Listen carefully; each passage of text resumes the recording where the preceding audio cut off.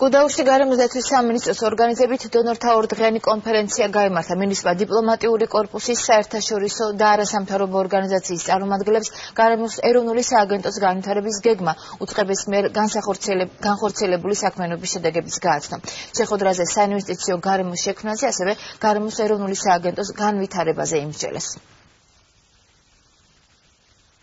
დღეს ძალიან აქტუალურია ეს თემა, ეს შეეხება ბუნებრივი კატასტროფების მართვას ქვეყანაში, ადრეულ პერიოდში რომ გამოვლინდეს და შეფასდეს რისკები და დაიგეგმოს შესაბამისი ღონისძიებები.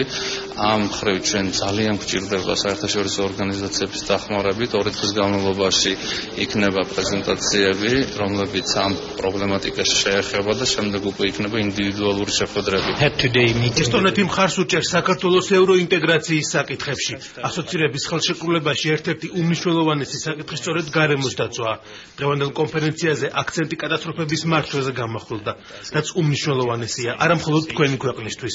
თუმცა მინისტრთან შეხვედრისას განვიხილეთ ისეთი საკითხები, როგორიცაა ნარჩენების მართვა და სხვა პრიორიტეტულ თემებსაც შევეხეთ, სადაც ორმხრივი თანამშრომლობა ფიქრობ წარმატებული იქნება.